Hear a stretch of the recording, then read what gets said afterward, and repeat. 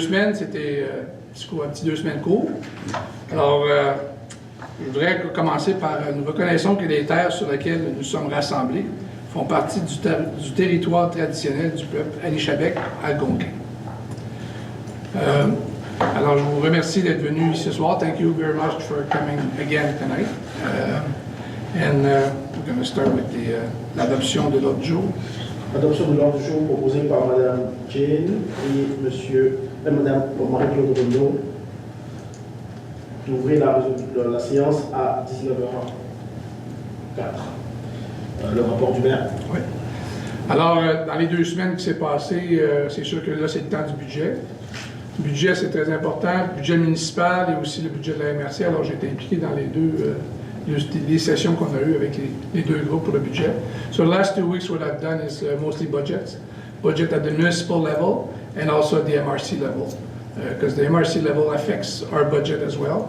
So the budget of the MRC will be tabled tomorrow night, and ours will be tabled in January, because we had to wait for the numbers, and because we're a new council as well, so we just want to make sure that we understand where the money's going, and I know there's some people that are coming back, but we just want to make sure that, not that we can change a lot, but I mean, we just want to make sure that we look at where the money's going. So, alors, c'est ça pour les 2 semaines, le budget très important. Côté municipal, on a regardé le nouveau conseil, alors on a regardé toutes les lignes de dépenses de la municipalité.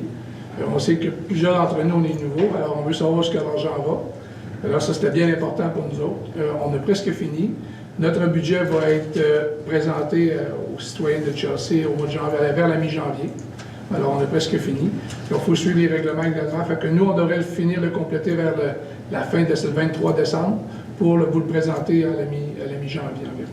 So, I'll just repeat that in English because I didn't say that. So, our budget will be finalized by December 23rd, around that area, and will be presented to you mid-January. So that's what I've been working on with the group for the last 2 weeks. And it's an exhaustive, because we met all the division of the administration of the municipality, so we ask a lot from our municipality for the last 2 weeks working with us so that we understand where the money is going and what project is being tabled for this year. Even though that for most of us, we were not part of all the decision making, but we wanted to make sure that we knew where the money was going. And it's been hard on the municipal people, to be honest with you. And we didn't mean to do this, but it was hard for them. And but now that it's done, so now we're going to, it's going to be easier for now on. So, alors pour les 2 dernières semaines, on a travaillé avec les employés municipaux. Chaque direction, on les a rencontrés afin de savoir exactement où est-ce que l'argent s'en allait, et puis savoir comprendre exactement ce que la municipalité est en train de faire. Puis c'est sûr que ça a été dur sur eux autres, puis pas parce qu'on voulait être dur, c'est juste parce qu'on leur a posé beaucoup de questions. Puis, mais on a un staff superbe, fait qu'ils nous ont répondu, puis on travaille ensemble en harmonie, fait que ça a bien été de ce côté-ci. Alors, le budget va être terminé vers la mi-janvier. Autre chose que j'ai fait, encore là, je rencontre tout le monde. Alors, everybody wants to meet me, the door is always open, I talk to them, and we share issues, and I answer to, I'd say, I don't think I missed any emails, but maybe I did, so if I did, I'm sorry, but I'm trying to answer everything that comes my way. Alors, tous les emails qui sont envoyés, je réponds à tout. Si j'en ai oublié une coupe, je m'en excuse, je ne suis pas rendu là encore, mais je réponds à tous mes emails. J'invite tout le monde à venir me visiter à la municipalité afin de parler d'enjeux qu'on a. I know in the last 2 weeks, even though it was a short time, we had a water, an avis d'ébullition. And that was, and what happened there is because they have to open the fire hydrants and to make sure that they're working properly. And one of the screw gave up, and then the water just came out, just gushing out. And it's not something that you just go in and tap in, so you have to go cut the water and fix it. So that's why we had the advisory boiling last week. That was one. And the other thing that we take care of it is the behind the church, the St. Stephen Forest. SPCA put some signs there. And we had a lot of complaints, and because a lot of citizens thought that we engaged this with the SPCA, asking them to go and enforce the dog bylaw, if you want, and which was not the case. So what really happened there is somebody got bitten on November 10, and made a complaint to the SPCA. So they came to the property and they put signs so to make sure that you kept your dog on leash. So that's what happened. So that was never issued by us. We never asked them to do this, even though they have a contract to patrol our whole city. But that request was not from us. We don't put any cameras there either, so because I saw something on Facebook last night that we're putting cameras everywhere. We don't do that. So, what we ask for is, and it's a private property as well, the acres, so if you go there with your dogs, if there are vicious or you can't really control your dogs, just please keep them on leash. So that would be the perfect thing to do. So, en français, on a eu une avis d'ébullition qui était causée par une écrou qui a lâché. Puis lorsque ça a sorti cette eau-là, par le temps qu'il a fermé la valve, ben là, il y a beaucoup d'eau qui est sortie, ça l'a tout enseveli une rue, quand on. Alors, il a fallu avoir un avis d'ébullition là-dessus. Fait que ça a été réglé, on s'en excuse. L'autre chose, la SPCA, eux autres, ils ont mis des pancartes sur la propriété en arrière de l'église, Saint-Stephen, parce que ce qui s'est passé, là, c'est qu'il y a une dame ou une personne qui s'est fait mordre le 10 novembre dernier, qu'elle a fait une plainte à la SPCA. Alors, ils sont venus mettre des petites pancartes. Ça ne venait pas de notre direction. On n'était même pas au courant de ce qui s'est passé. Je sais qu'il y a certaines personnes qui ont contacté la SPCA, puis la SPCA ont dit que c'était nous. Puis moi, j'ai parlé à tout le monde, tous les conseillers, puis même le staff. Puis il n'y a pas personne qui a donné la directive à la SPCA d'aller sur cette terre-là puis mettre des petites pancartes. Et puis, ce que je demande aux citoyens qui veulent utiliser cette propriété-là, c'est de garder vos chiens en laisse. Puis surtout s'ils sont agressifs ou vous n'êtes pas trop sûr, gardez-les en laisse. Comme ça va protéger tout le monde. Et puis, en terminant là-dessus, on ne met pas de caméra non plus sur aucune propriété qui ne nous appartient pas, surtout. Là. Fait que ça, j'ai vu ça sur Facebook hier, fait que c'est pas le cas. Fait que, si vous avez des questions, envoyez-moi un courriel, pour vous trouver la réponse. Puis, comme je disais, on est un gouvernement ici, qui c'est communication ouverte. On est ici pour vous représenter. Vous avez des questions, je n'ai pas.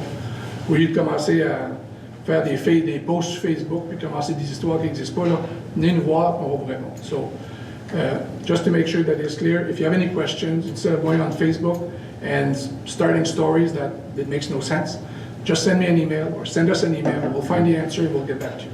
So that's as we said, since we've been elected, we're here for you. So don't be shy, send emails, we'll find answers. Might not be the answers you want, but you'll get an answer. And we're here to work for you and together. So that's it for me.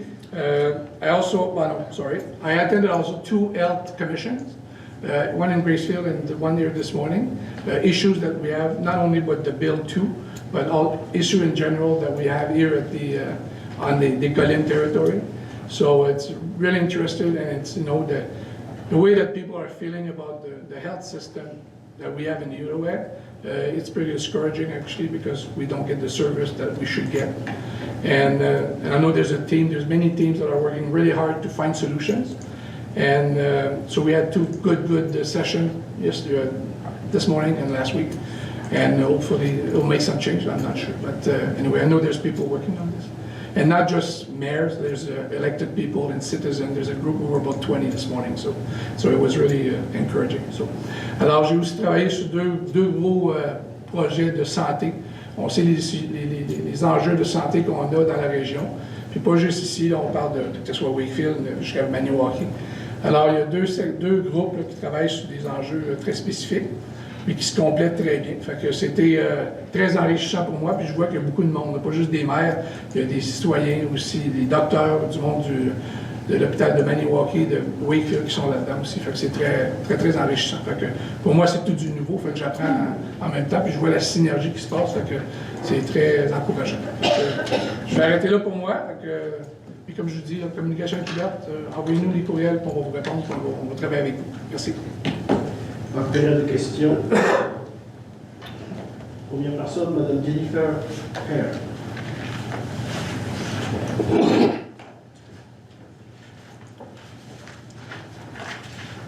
Hello, bonsoir. Takina, which is greetings in Anishinaabe-Moan. And my question is regarding bylaws. Thank you for mentioning the dog issues, because I saw that and I thought, if you allow me just to say very succinct, but a couple of things. I've had dogs all my life. I've had to have professional dog training too. I'm not a professional dog trainer. The problem is that the humans need to be trained. The dogs will come along.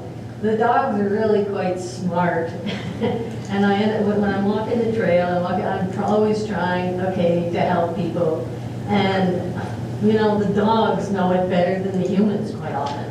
And I think that the solution, because there's one solution to this, fines are not the answer.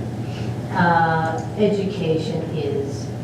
And if the MRC or Chelsea or whatever, you know, there are some really good behaviors and dog trainers around, and people need that. Because if you meet a dog on the trail and they give calming signals, so if you know it well enough, but you have to learn, they'll tell you. You know, if they're like, hey, you know, they're lost or they're confused or they're, you know, you turn around and go the other way, they'll tell you. It's very clear what you have to know. Anyway, so I just wanted to mention that. So I hope that you can do something with that. I'm glad there aren't cameras and everyone kind of looking at it. But my other question regarding bylaws, and I did send it to you this afternoon. I understand you might not have had time to look at it, but are you intending to review bylaws that have been problematic? That's the general question. The specific one is the one that's been bothering me for a long time, and I've seen citizens come because I regularly have attended meetings, so frustrated with this, you know, the temporary garage bylaw.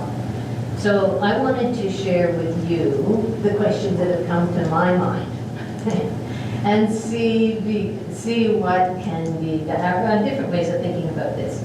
So first of all, I want to know why the bylaw is even necessary. That's the first thing. Perhaps for developments in the center village, yeah, there's not much space. Probably there's not even enough space for what you call a temple or a temporary garage.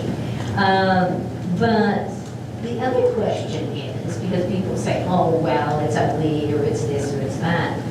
What's the difference between having one in the winter and having one in the summer? When people say, oh, well, it's an eyesore, or it's this or that. So that's the, you know, one question that came to me. Like, I'm trying to think this through. What makes sense and what doesn't, you know, make sense? And if someone has one that is neat and that is not in it's good condition, you know, what's the problem? And some families can't afford to build a garage, and one person came here a few months ago and actually said that. He says, I'm receiving a fine, and he says, I can't afford to build a garage. This is what I have. I do my own car mechanics. Doesn't have a business. He does, and so he needs that, and that was his point. And I'm thinking of Ward 5 Point, one of the lowest income areas in the municipality. More semi-rural than the others, and many people live there for generations. So, you know, is it possible to have a bylaw where it's okay for certain areas, or if in one of the newer developments it's not appropriate, but in other ones it is? And you know what it reminds me of, to put a sense of humor to this, is the suburban bylaws that have banning of clotheslines. It sounds like, to me, that sounds like, especially when you're semi-rural area.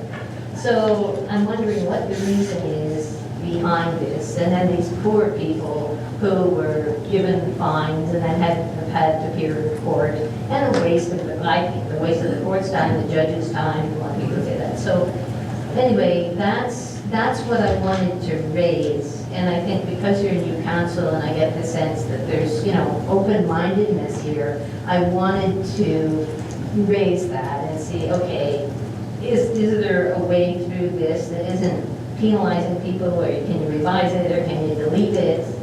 And the last thing is, it's the letter of the law.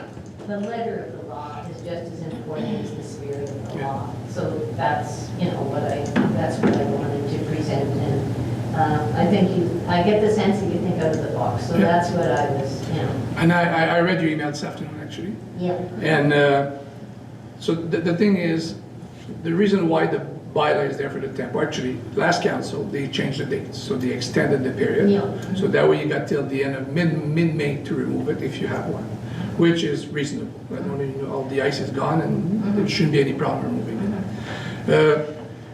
And as you know, the municipality of Chelsea is divided, right? There's the center village and there's the rural area. So in the center village, I wouldn't, I'm talking personally here. And if I would see Tampo Garage, let's say Chelsea Creek there, all summer there, it would be pretty sad actually. So I think that if they have any, it should be removed by May 15, it should be removed. As for the rural area, like where I live, you know, if I have one in the, and again, that's just personally here. If I have one in the back of my property, I couldn't care less. You know what? But if I have it in front of my property, then I don't think my neighbors would like it either, right? So it's there in the winter to make sure you don't shower too much, it protects your driveway, whatever. But I mean, personally, I think that by May 15, it should be removed, regardless where we are. Now, is that bylaw valid? That's another question, you know?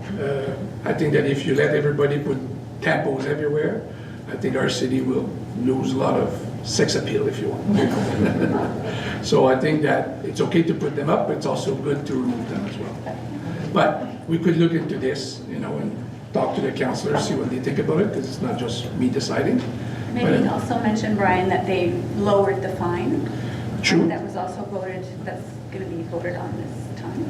Yeah, the fine is lower as well, because it used to be $1,000, now I think it's $250 if my memory is good, but It's anyway. less than that. But, Why even have a fine? and the other thing is maybe to note that just about every single municipality in Quebec has a similar bylaw. Yeah. This is a very, maybe it's almost cultural, I'm not sure. But we're not alone in this. It's If you don't put a fine, then people will leave them 12 months a year. I don't know if I you think have, that's what she's asking though, Why not? like why? why? Well, because they have to be, you know, it's okay to have them during the winter, but in the summer, they should be removed, especially if it could bother your neighbor, you know.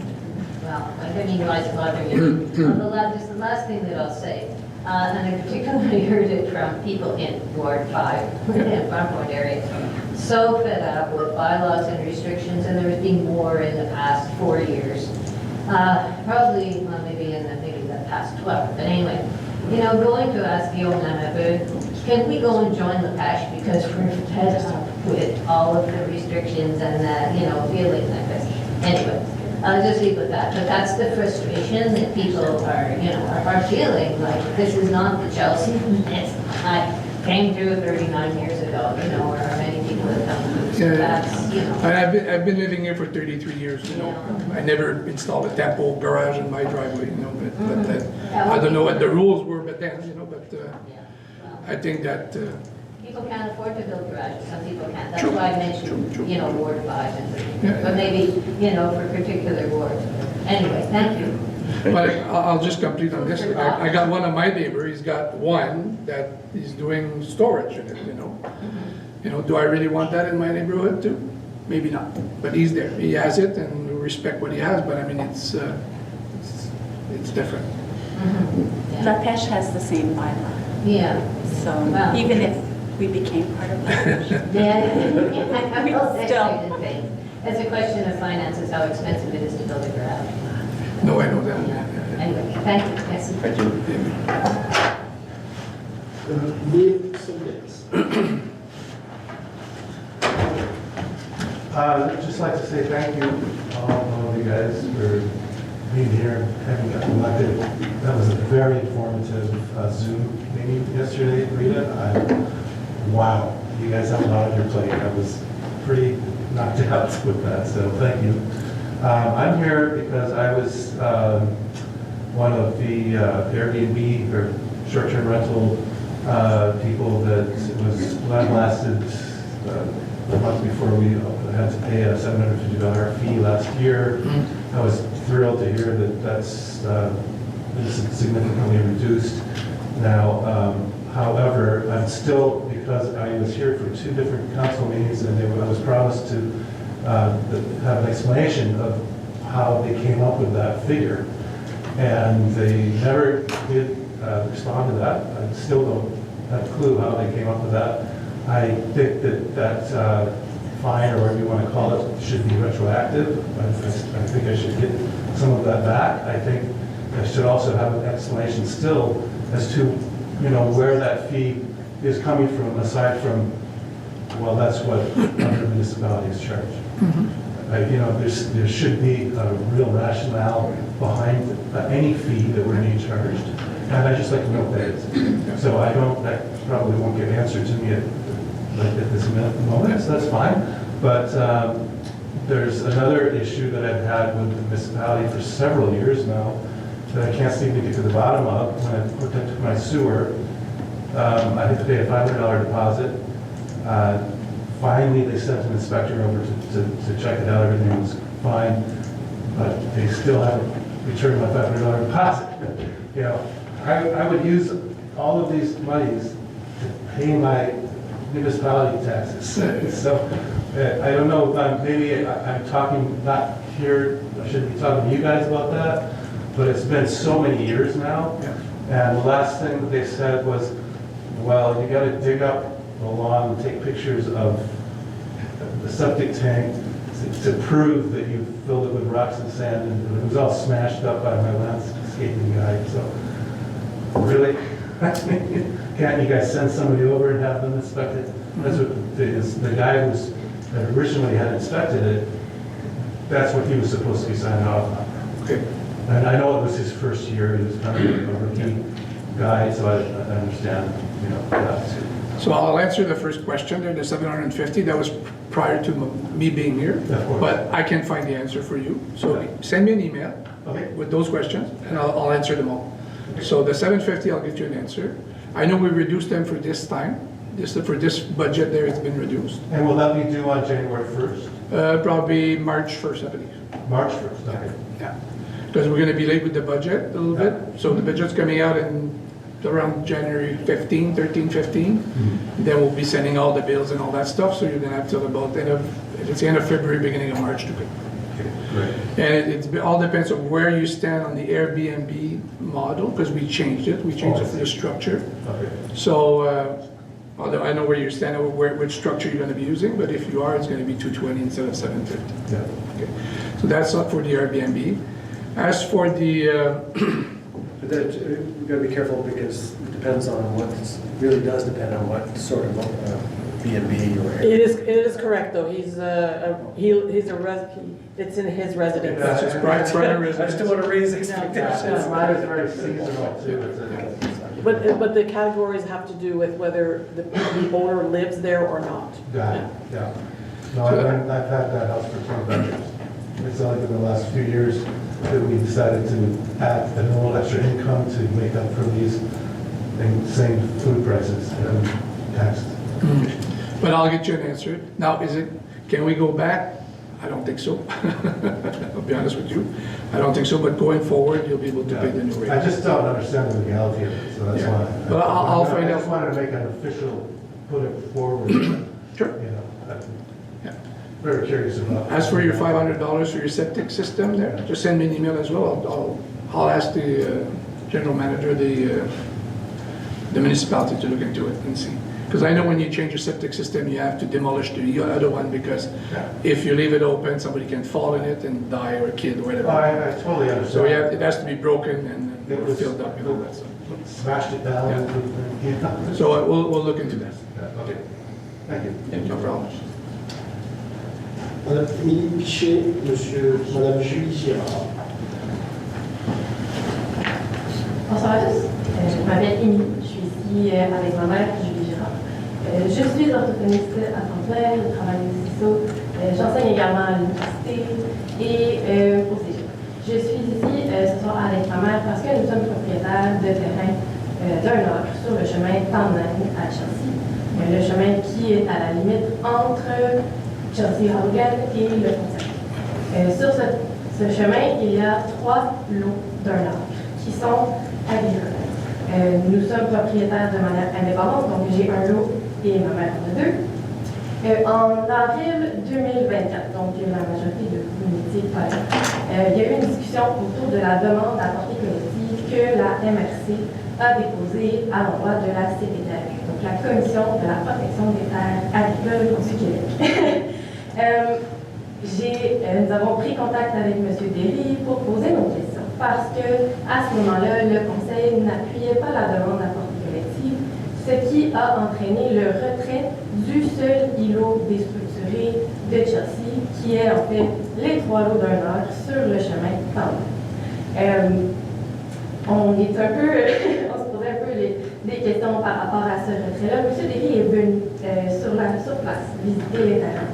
Si jamais d'autres d'entre vous êtes intéressés à venir voir nos terrains et venir, dans le fond, voir de vos propres yeux le fait que ces terrains-là ne sont pas propices à l'agriculture. Nous avons une ferme familiale, en fait, de l'autre côté de la rue, donc à l'extérieur. J'ai 4 chevaux, j'ai d'autres chevaux en pension et nous produisons du foin. Donc, on est une ferme essentiellement autosuffisante dans le sens où on produit notre propre foin pour nourrir nos chevaux à l'année. Donc, la proximité d'avoir une demeure permettrait, dans le fond, à cette ferme-là d'avoir de la relève. Donc, on parle souvent de la relève au niveau agricole. Le fait, dans le fond, d'avoir retiré ces terrains-là de la demande à portée collective est venu un peu nous mettre des bâtons dans les roues et des questionnements.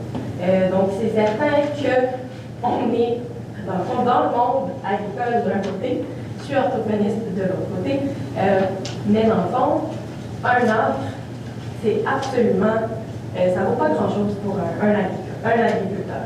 Et ces terrains-là, dans le fond, ont été laissés en friche depuis énormément d'années. Donc, ce sont des buissons. On a vraiment perdu, dans le fond, la qualité agricole qui est associée à ces terrains-là. Donc, dans la discussion autour de l'appui ou non de la demande à portée collective, il avait été mentionné, en fait, que les propriétaires pourraient faire des demandes individuelles. La raison d'être d'une demande à portée collective est de limiter et de réduire les demandes individuelles. Donc, pour Chelsea, de venir réappuyer à ce moment-ci la demande à portée collective viendrait réduire de 3 demandes individuelles pour la CPTAQ. Parce que si nos terrains ne sont pas évalués à l'intérieur de la demande à portée collective, nous ferons une démarche individuelle afin de se rapprocher de la ferme pour que je puisse y participer en ayant une famille. Parce que présentement, je n'ai pas d'enfant. Mais si j'en avais, ce serait un rythme de vie absolument impossible, puisque à tous les soirs, je vais à la ferme m'occuper des chevaux. Ma mère s'en occupe à l'heure du midi, et lorsque c'est nécessaire, je me rends aussi à tous les matins avant d'aller travailler à la ressource à Paul.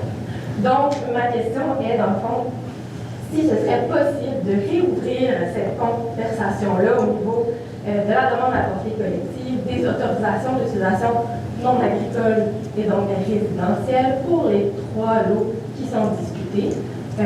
Il semblerait qu'il y aurait une ouverture à la MRC pour réintégrer la page qui avait déjà été créée par la MRC contenant l'îlot déstructuré de Chelsea. Donc, si vous seriez ouvert à cet appui-là, et dans la foulée, je vous invite à venir visiter le chemin Tandem, qui est de l'autre côté de la montagne. Des fois, on l'oublie un petit peu. C'est le dernier chemin. Les maisons sont à la gauche. Ce sont des terrains qui correspondent en fait exactement aux critères de la CPTAQ lorsqu'on vient définir un îlot déstructuré. Donc, ce sont des terrains d'1 acre qui sont enclavés. Donc, il y a des maisons déjà de chaque côté. Ce qui fait que, il y a une rue devant.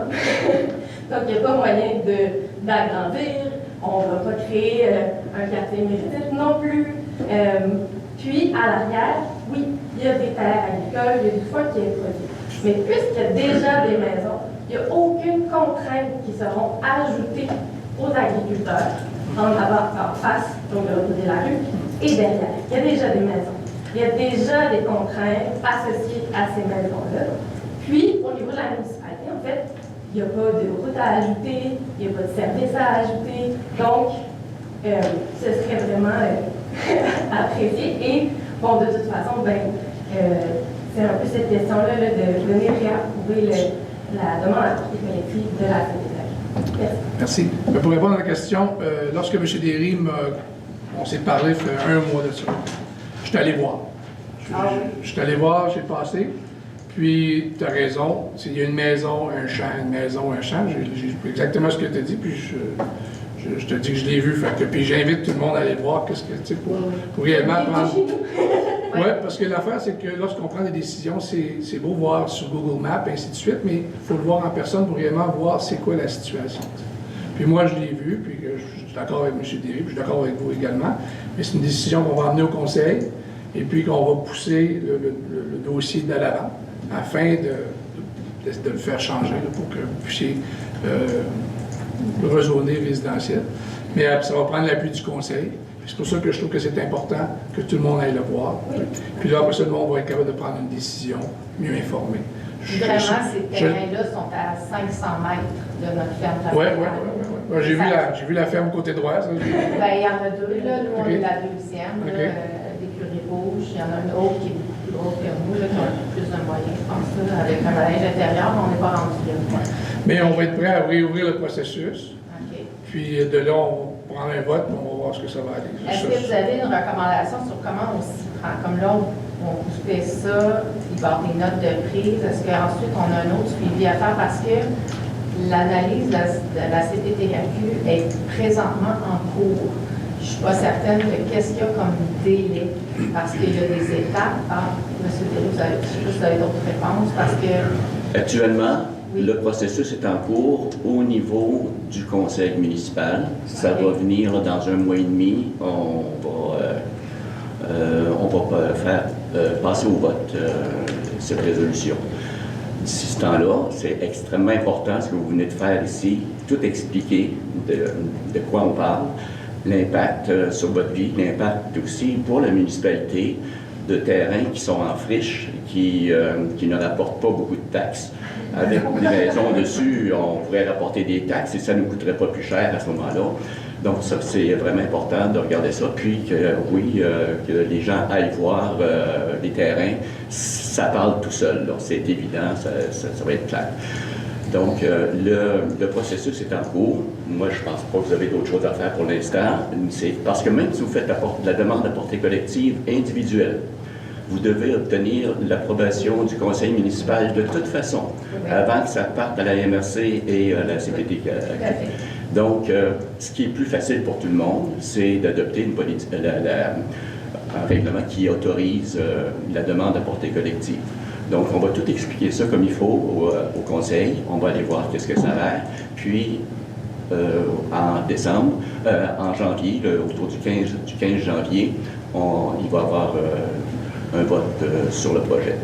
Parfait. Moi, j'avais communiqué avec vous déjà ce qui avait été analysé par la MRC des Collines pour cet îlot déstructuré parce que, initialement, il était dans la demande à vote collective. Donc, il y a 3 pages. Je les ai retirées. Selon une demande d'accès à l'information. Je les ai partagées avec vous, que vous pouvez les partager avec les autres. Ou est-ce que c'est tout indiqué? C'est juste le processus. Il y a des délais. J'espère qu'on ne manque pas la fenêtre. C'est avec la CPTAQ pour ne pas les faire réouvrir. Merci. Merci pour votre temps. Merci. Merci. Si vous passez dans le coin, vous pouvez venir nous voir. On est 10-80. 80? 10-80. 10-80. 10-80, c'est qui est au nord. Allez pas au 10-90, mais si vous me cherchez là, moi, Julie Girard, il va vous dire c'est la prochaine. Et tout le monde sur Facebook maintenant. On va aller voir. Il va y avoir une circulation sur votre Mais vous allez voir que moi, je n'affiche pas ma vie sur Facebook, fait qu'il n'y a rien. J'existe, mais c'est tout. Bien, merci. Merci beaucoup. Alors, on ne pourra pas continuer, Émilie, du travail, parce que c'est la fin de session. C'est bon. Bonne soirée. Merci. Merci, bonne soirée. Monsieur Jim Washburn, j'espère que je prononce bien. Good evening. I want to congratulate the mayor, Thank you. the returning councilors, and the new councilors. Thank you. I wish you a very productive, happy, and fulfilling 4 years. I'm sure it will be in many ways. And I'm very thankful and happy about the return of Greg to Ward 3. Enjoyed having him there before. took a little hiatus, and couldn't resist and had to come back. So thank you very much for the opportunity for the question. My question is really a simple one. It's the dock policy. And it's one that I'm sure a lot of you have been involved in or will be involved in. And I guess to keep things simple, like some of the other people, I realize I won't get an answer tonight, a full answer, but I would like to hear a commitment that there will be a conversation, a dialogue with the population before any further implementation of the existing dock policy is made. And the reason I bring it up, latter part of the fall, there was a number of very large fines given to legal dock owners who own property adjacent to the river, have a dock, but it didn't meet the criteria of size, which is 20 square meters. And I think the reason that didn't happen is this dock policy has been out there, but it just sort of fluttered with nothing really happening other than there was the policy. So we knew about it, but nothing was really being done about it. Then all of a sudden in the fall, there's a number of people who legally own the land and the dock were fined $1,300 each because their dock did not meet the size criteria. Meanwhile, you could look down the river at a totally well-known illegal dock that didn't meet the criteria but would have never been dealt with. So the issue is, before anything goes further, can there be a conversation with people, the population, the public, because obviously there's need for public access docks for swimming, whichever way that is. But also there has to be a logical way of implementing the policy or adjusting the policy before it goes any further. So that's my question. Can there be a conversation before anything further is done? Yeah. So thanks for the question, actually. We know that the dock question is a big question for the municipality. It's a big issue, and it's a pressing one too, because we have to find something viable for everybody by the end of May, right, before the summer. So we have a team at the municipality that is working at new policies. And as we mentioned, since we've been elected, we're here for open communication with public. So we will have open sessions with community to talk about the new rules and regulation on deck and on docks. And that will be happening. I know I'm meeting somebody, a group tomorrow morning. They want to talk about water access and dock in Chelsea. And like I said, I'm always open to communicate, to have open discussion with everybody. So if a group comes, like tomorrow there's one, we'll be talking about water access and dock and all the regulation that goes around it. And we'll be doing some public session as well with the community, because we know that it's a big topic and we need to work on, there's docks issue, there's water access, public water access, there's a whole, lots of problem that comes with this, or we have to find solutions. So, and I'm sure Rita's got something to add on this, because Rita's affected too on this. Yeah, well, I mean, we've been working on it for actually since Greg's time. I think that's where it came from. But I think, are you talking about the dock bylaw on public land? Or are you talking about, because it's a different regulation about the dock size. That's a different regulation. So that is a regulation that is like, basically when you get your dock certificate, or you get a permit for your dock, there's certain, I guess, dimensions that it's supposed to, so that's a different bylaw. It has nothing to do. The one that he's talking about doesn't have to do with size. All docks eventually will have to once they're regulated, they're going to have to meet the same criteria. But I know there was questions about the size part of the bylaw of the. Well, to be honest with you, So it's a zoning bylaw, actually. but it is pretty clear what the size has to be. It's 20 square meters. So I'm not sure if there's different categories that have to meet that, but basically dock owners who are living adjacent to the river, they are required to have their docks 20 square meters. And my understanding was anybody who has a dock and gets a dock permit would have to also meet that criteria. Correct. But the part that's really very irritating, these are people that pay taxes, they have water frontage, they have their dock. Meanwhile, there's other docks where people do not have any legal access to the water. The docks are not conforming to the criteria. Meanwhile, the fines are going to the people, it's like going after the low-hanging fruit. Why? It's easy to go to the ones that do not have legal access. The docks do not conform at all. Everybody should be treated the same, but why go after only the ones that are the obvious owners of the dock? And maybe they're not quite up to the criteria of 20 square meters, but they are legally able to be there, which is far different from a lot of other. And the concern is, for a lot of people think, if docks are not controlled and managed, you will have a flood of new docks on the river with no legal access. So again, the question is, will there be some dialogue There will be. before final decisions are made? Yes, there will be. Okay. Thank you. Monsieur les élus, il y a une question qui s'est rajoutée. Madame Piquet, vous avez une question. Madame Piquet, oui.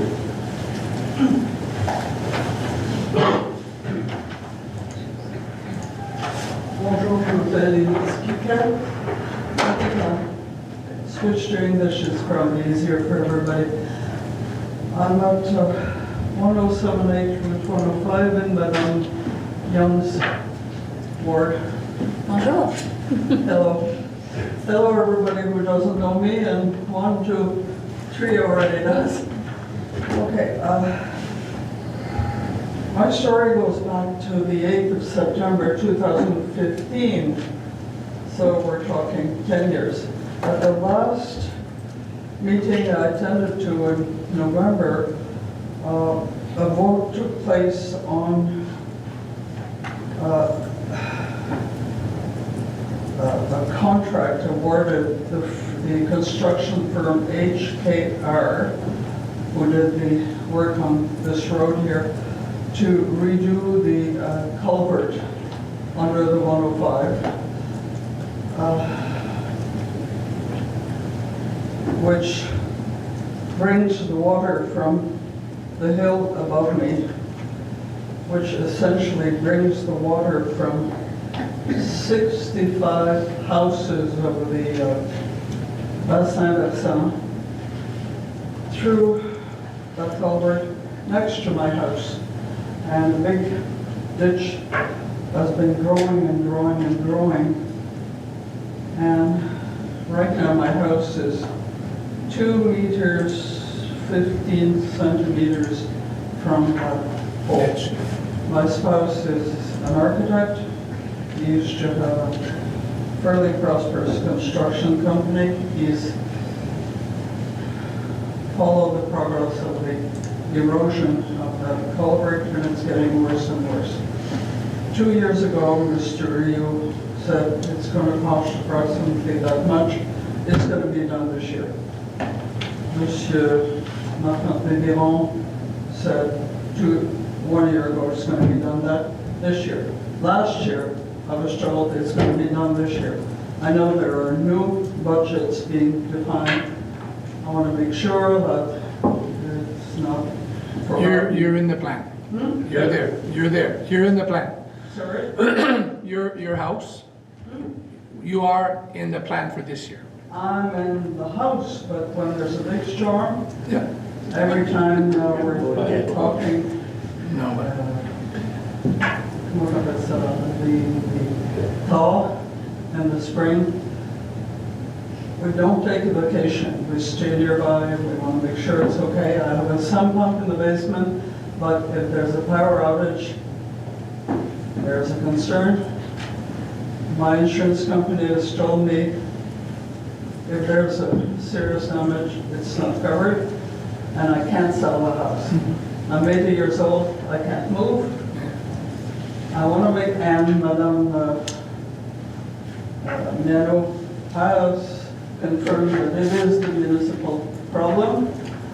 I want to make sure it gets done. I want to make sure it's get done quickly. And I know you're concerned about budget, but it's got to get done soon. I don't know if you're able to give me an answer now, but I don't, there's a whole bunch of new people here. I don't want it to be forgotten. We have not forgotten you. Sorry, what? We have not forgotten you. Thank you. And Thank you. this week I'll stop in by your place. Sorry? I want to see it. I want to see it. Okay, Yeah, I'll stop in by your place. wonderful. Want to be able to sleep at that. Thank you.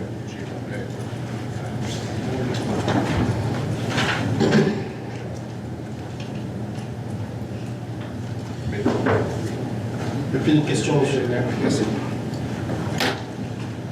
Adoption des procès-verbaux de la séance du 25 novembre dernier, proposée par M. Derry, secondé par Mme Young.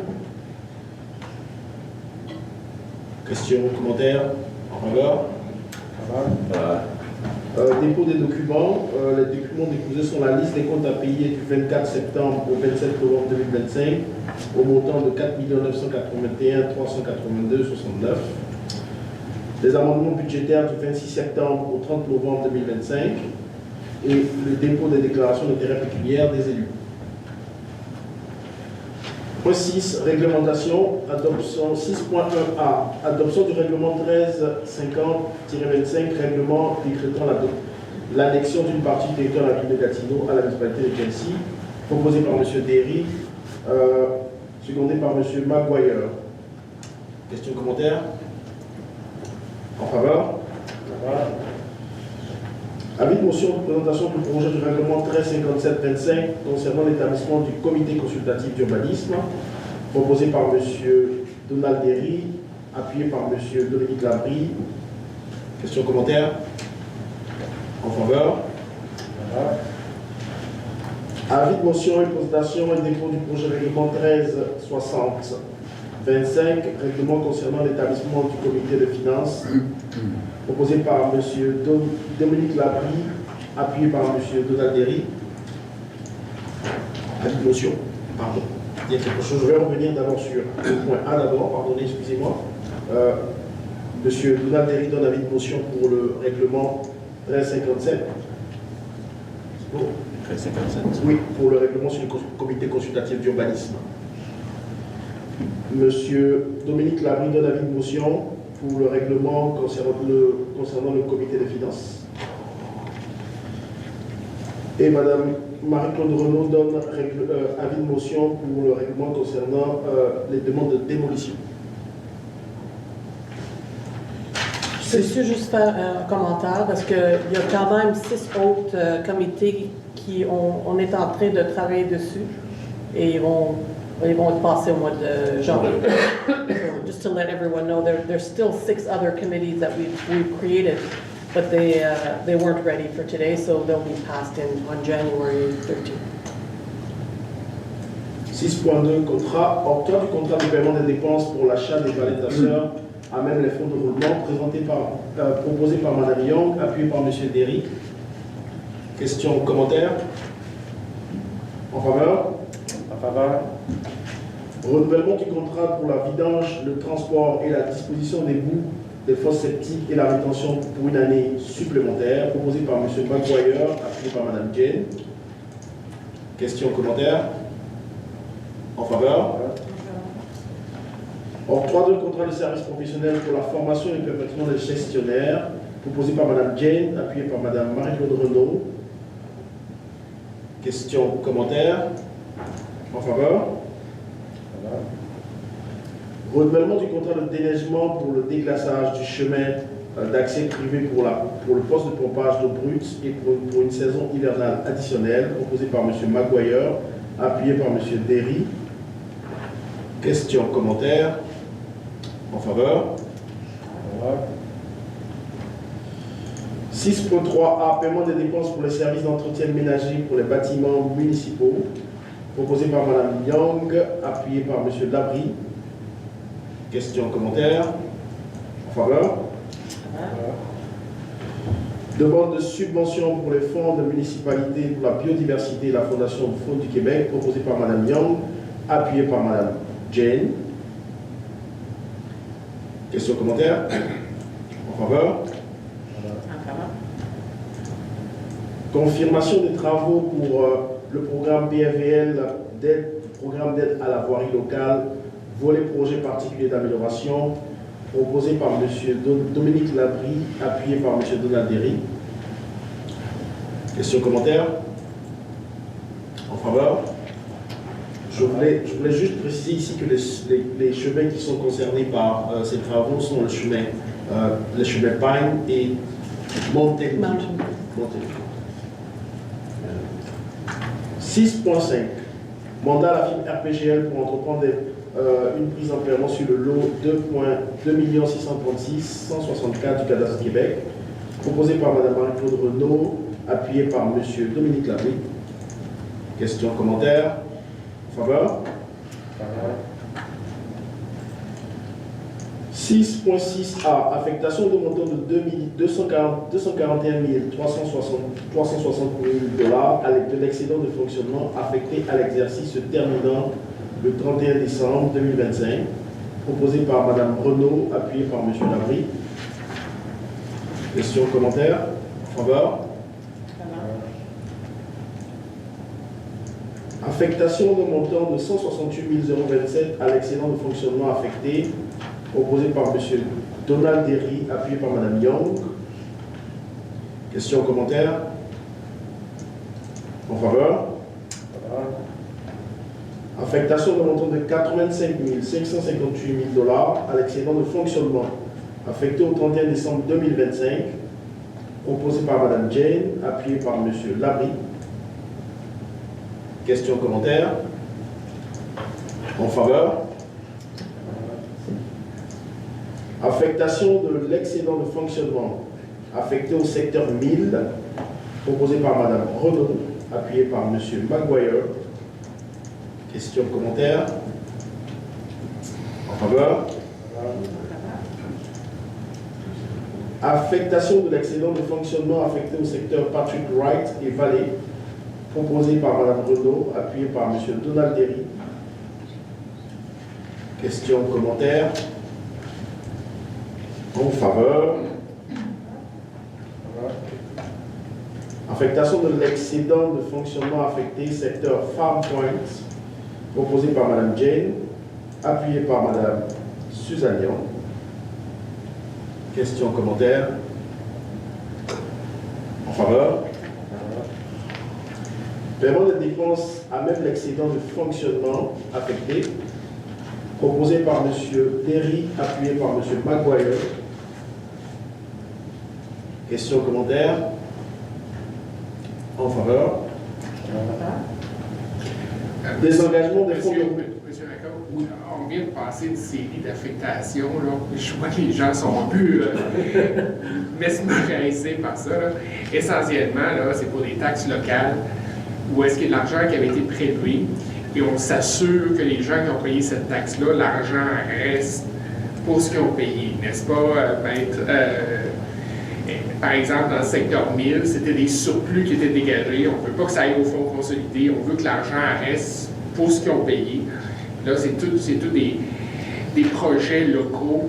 Puis on s'assure que l'argent reste là pour protéger leur... C'est plus des résolutions qui sont administratives. Fait qu'il y en a qui sont sectorielles, fait qu'on garde l'argent pour les secteurs.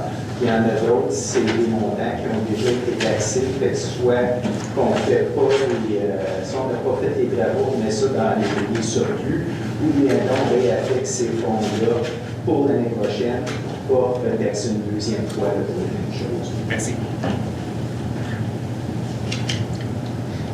D'autres commentaires? Désolé. Donc, en faveur pour cette résolution? En faveur. Désengagement du fonds de roulement pour 2025 proposé par M. Dominique Labrie, appuyé par Mme Ken. Questions, commentaires? En faveur? Annulation de l'affectation du surplus non affecté pour 2025 proposé par Madame Suzanne Young, appuyé par Monsieur Donald Derry. Questions, commentaires? En faveur? Corporation d'habitation Chelsea, tarification des services des eaux usées, Farmpoint pour l'année 2026, proposé par Madame Rita Jane, appuyé par Monsieur Maguire. Questions, commentaires? Juste pour expliquer, là, ça c'est vraiment une subvention pour payer pour subventionner leur eau usée à Farmpoint. So this is like a grant for the usage of the Farmpoint sewage treatment plant for the seniors home.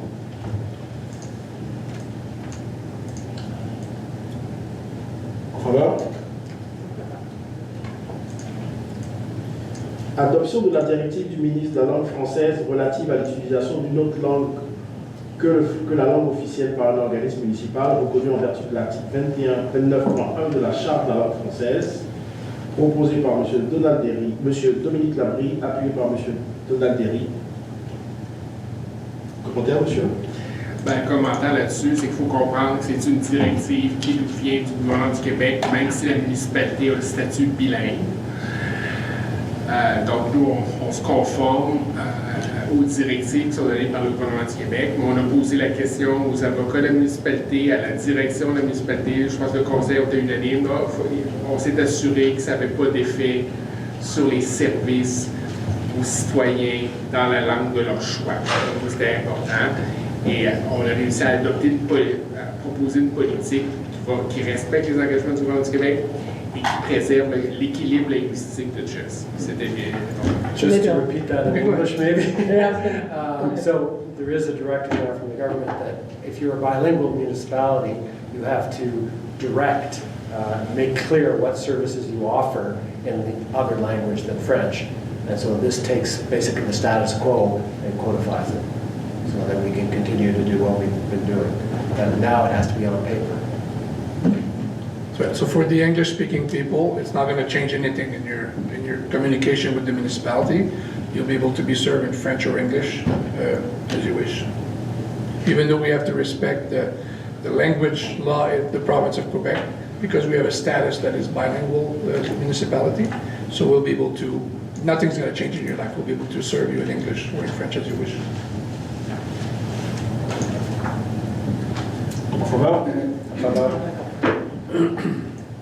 Adoption d'une politique relative à l'utilisation de la vidéosurveillance dans les lieux publics, édifices et bâtiments municipaux.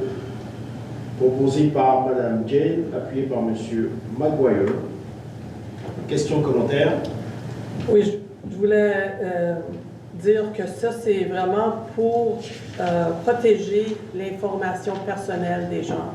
C'est pas vraiment, c'est pour, parce que présentement, on a seulement des caméras à l'hôtel de ville, mais c'est par rapport à la protection des données personnelles.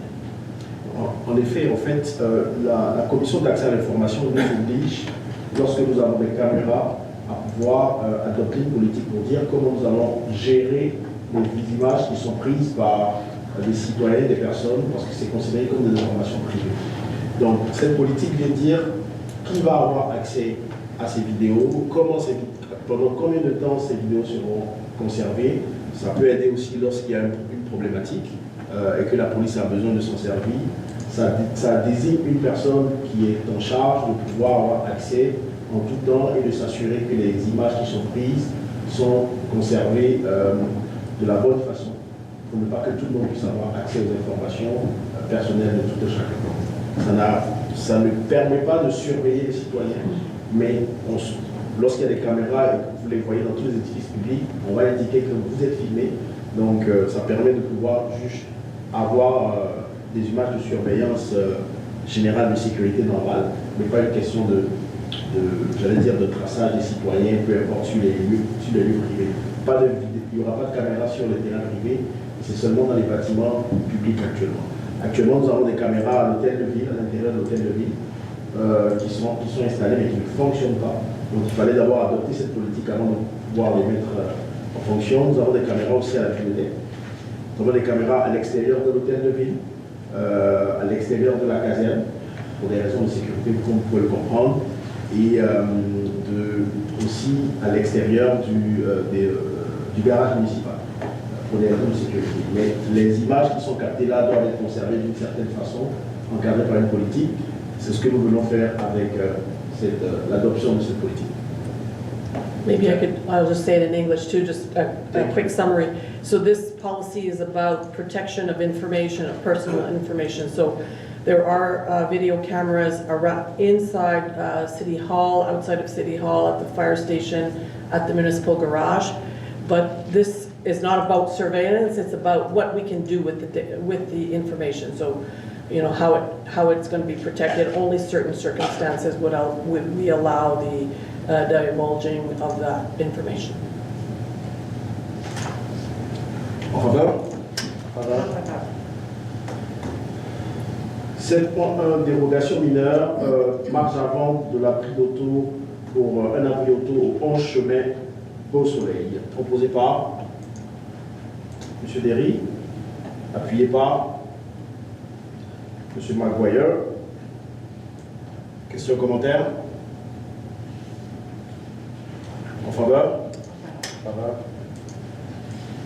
Dérogation mineure, marge latérale pour une entrée charretière et une allée d'accès au 8 chemin Regents, district électoral 4, proposé par M. Dominique Labrie, appuyé par M. Dodalberry. Question, commentaire? Oui, je voulais juste dire que celle-là, on l'a étudiée un peu parce que le chemin, le nouveau chemin proposé passe par une bande riveraine de milieu humide, mais on a su, après un peu d'investigation, que ça serait permis de toute façon de passer en plein milieu du milieu humide à cause que c'est la seule façon d'avoir accès. Vous avez le diagramme, oui. Donc, la dérogation mineure, c'est de le tasser le plus possible pour qu'il soit moins dans le milieu humide. Donc, c'est vraiment pour éviter de passer dans le milieu humide. So this is really to avoid the wetland, even though the part of the road is touching the shoreline of it, but apparently it is allowed. It would be allowed to build a road right through the wetland, so this will allow it to be moved over as much as possible from the wetland. D'autres questions, d'autres commentaires? En faveur?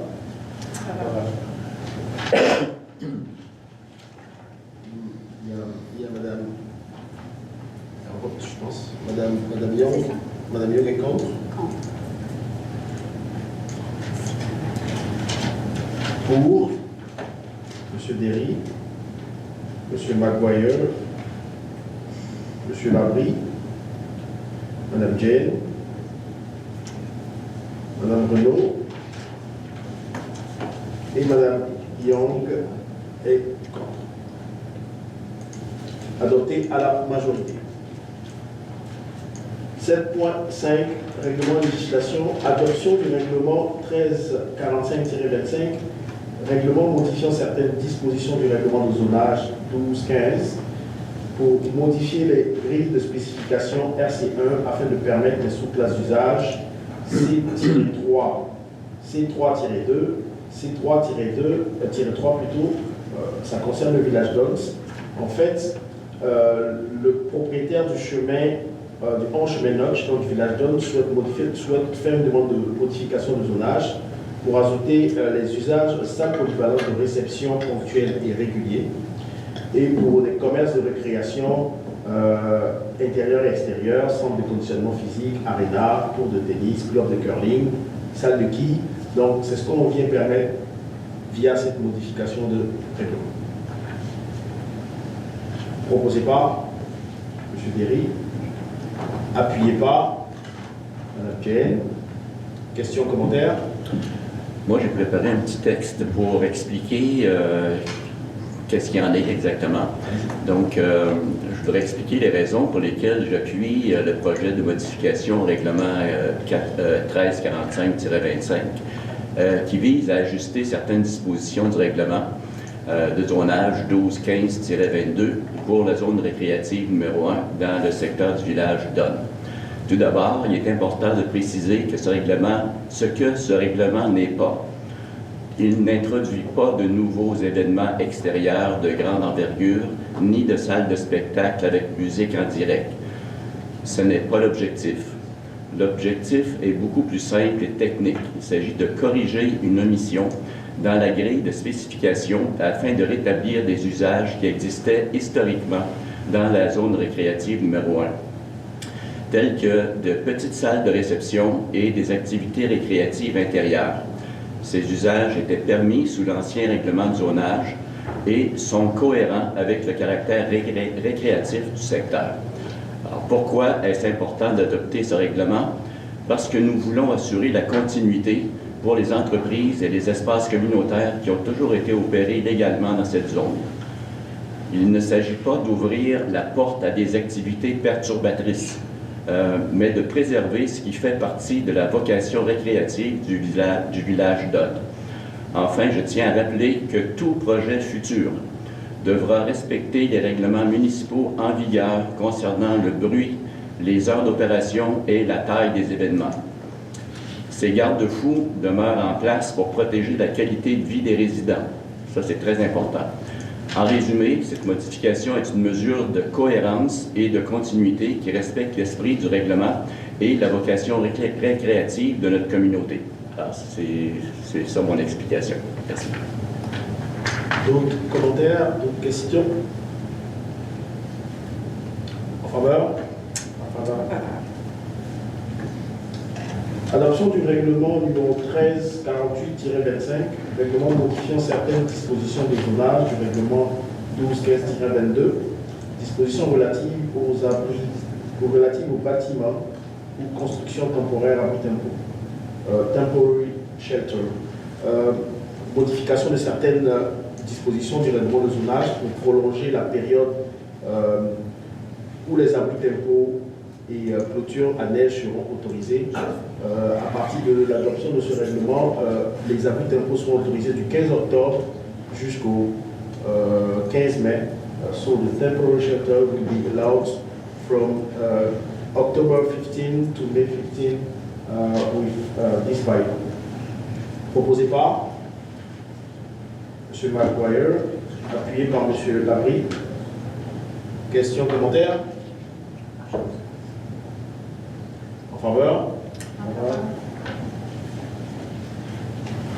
Avis de motion et présentation du dépôt du premier projet de règlement 13-51-25, règlement modifiant certaines dispositions du règlement de zonage 1215-22, disposition modifiant la grille de spécification de la zone PAR 9 afin de permettre la sous-classe d'usage C-3-14. Il s'agit de la maison O'Brien. En fait, la modification de ce règlement de zonage vient permettre, avec certaines restrictions, l'ajout de la classe C3-14, établissement hôtelier de 10 à 25 chambres pour les bâtiments Wilson et O'Brien. Les deux bâtiments patrimoniaux appartiennent à la CCN, située au 650 et 654 chemin du lac Beach. Le projet de règlement vise à autoriser les usages principaux liés aux hôtels, auberges et établissements touristiques de jeunesse, avec un maximum de 20 chambres, ainsi que certains usages accessoires comme la restauration, les salles de réception, assurant ainsi la mise en valeur cohérente de la vocation patrimoniale et récréo-touristique du site. Seuls les gestionnaires du parc, c'est-à-dire la CCN, et ses mandataires pourront opérer ces usages. Donc ça va être limité seulement à la CCN qui pourra le faire et à tout mandataire de la part de CCN pour pouvoir avoir cet usage. Qui donne l'avis de motion? Madame Jane. Adoption du premier projet de l'avis de motion dont on vient de parler pour le règlement 1351-25, règlement modifiant certaines dispositions des règlements de zonage 1215-22 pour la modification de la zone PAR9 afin de permettre la sous-classe d'usage 13-14 pour la maison Wilson et O'Brien. Comme je le disais tout à l'heure, la sous-classe 13-14, c'est l'établissement hôtelier de 10 à 25 chambres. Proposé par Mme Young, appuyé par Mme Renaud. Questions, commentaires? Peut-être rappeler que ça a déjà été opéré comme ça par le passé. Yeah, so I guess it had that usage before, but when we passed the master plan, they should have been grandfathered, but because they stopped operation just before we passed the master plan, they didn't get grandfathered, so anyways, it's back to that usage that it had before. D'autres questions, d'autres commentaires? En faveur? Avis de motion et dépôt du projet du règlement 1352-25, règlement modifiant certaines dispositions du règlement numéro 1155-20, dispositions élargissant la portée d'application du règlement. C'est l'objectif ici du projet, c'est d'élargir la portée du règlement 1125 sur des installations septiques tertiaires qui étaient initialement réservées aux résidences isolées afin de l'appliquer désormais à l'ensemble des immeubles sur la municipalité. Cette modification va permettre d'autoriser l'utilisation des systèmes de traitement tertiaire UV lorsqu'ils constituent une solution techniquement réalisable pour le remplacement de l'installation septique existante et pour tout type d'immeuble, autant résidentiel que commercial. Qui donne l'avis de motion? Monsieur Derry. Adoption du projet de règlement proposé par Monsieur Derry, appuyé par Madame Young. Questions, commentaires? So just to explain, this is to allow for a third type of sewage system basically there's the class 1, class 2, and then if you can't do the first two, then this is the kind of a UV system that is possible. But it was only allowed for residential, and that will be allowed for also commercial. D'autres questions, d'autres commentaires? En faveur? Avis de motion du projet de règlement 1353-25, règlement modifiant certaines dispositions du règlement sur les permis et certificats, numéro 1219-22, relatif à la tarification. En fait, le projet de règlement vise à ajuster la tarification des permis et certificats pour tenir compte de l'inflation. Il revoit le mode de calcul des permis de construction selon la superficie du bâtiment et uniformise les montants pour les constructions principales et accessoires. Il module les frais d'études des demandes plus complexes en fonction de l'ampleur du projet et d'autres tarifications sont aussi contenues dans ce règlement. Il s'agit d'un projet qui donne avis de motion. Monsieur Derry. Adoption du premier projet de ce règlement proposé par Madame Young, appuyé par Madame Renaud. Questions, commentaires? So this is a draft of all the tariffs and the permit prices, and it's to make it public, and then we actually adopt it in January. So you'll have time to look at it and give us feedback. D'autres questions, d'autres commentaires? En faveur?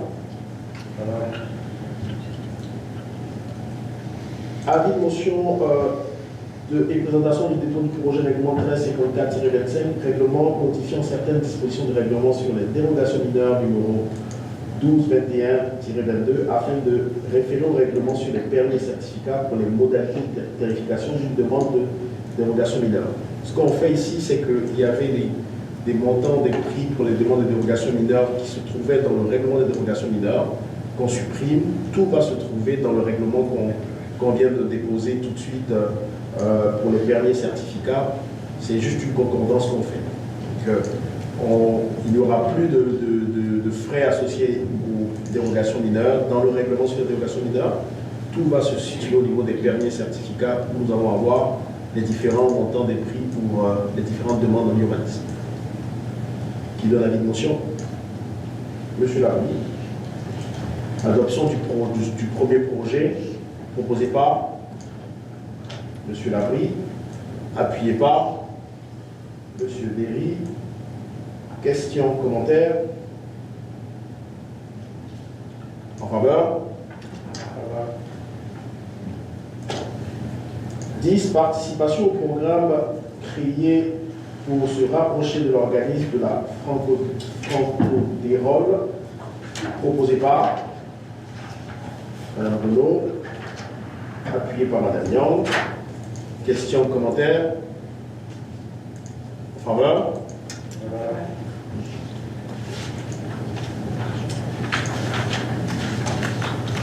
Résolution concernant les frais d'abonnement pour la bibliothèque pour les non-résidents, proposé par M. Dominique Capri, appuyé par Mme Cladel. Questions, commentaires? This is for fees for the library for non-residents.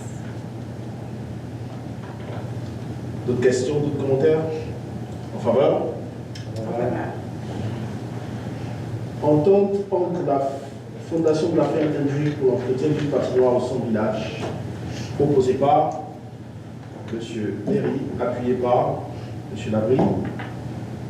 Questions, commentaires? J'ai un commentaire, M. Ricard. J'aimerais que, en fait, je supporte le partenariat ici. J'aimerais que l'an prochain, pour la patinoire auprès du centre-village, qu'on regarde à trouver un endroit où est-ce que ça serait plus accessible pour de longues heures à l'extérieur des heures du jour, je veux dire, avec des services comme les lumières et puis ces choses-là, afin que toutes les familles puissent vraiment en profiter pour les soirées également. Donc, je vais voter pour cette résolution, c'est vous, mais j'aimerais que l'an prochain, on regarde à trouver un endroit où est-ce qu'on aurait plus d'heures de couverture pour les citoyens de la municipalité. D'autres questions, d'autres commentaires? Je remercie le service des loisirs. Ça fait depuis qu'on a fermé la patinoire pour des raisons budgétaires devant le Biscotti.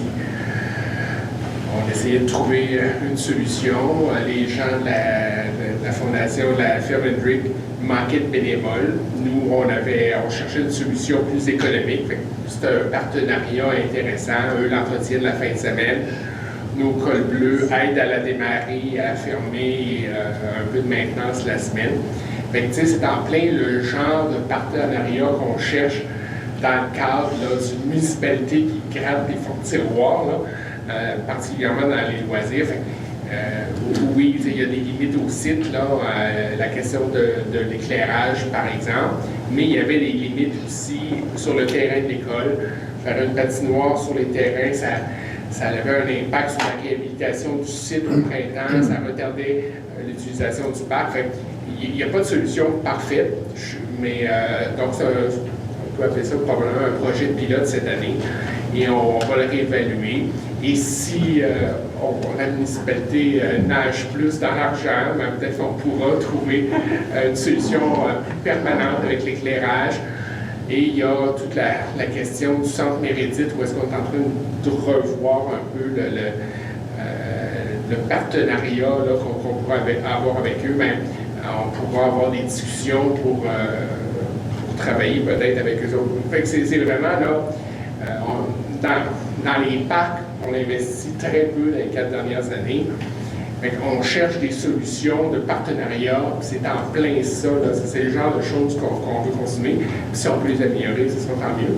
Mais dire un gros merci à Roxane pour avoir établi ce partenariat-là.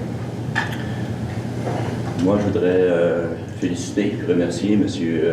Labrie pour tout le travail qu'il a fait sur ce dossier-là, avec les résidents de la Ferme Hendrick, avec la municipalité. Alors, félicitations, parce qu'il était conseiller du district 2 déjà. Tout le travail avait déjà été fait. C'est un grand merci pour tout ce travail-là. D'autres questions, d'autres commentaires? En faveur?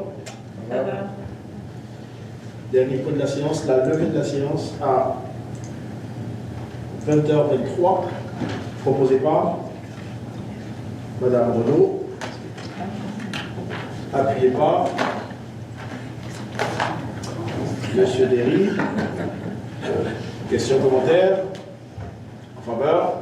En faveur. Merci. Merci à tous. Merci.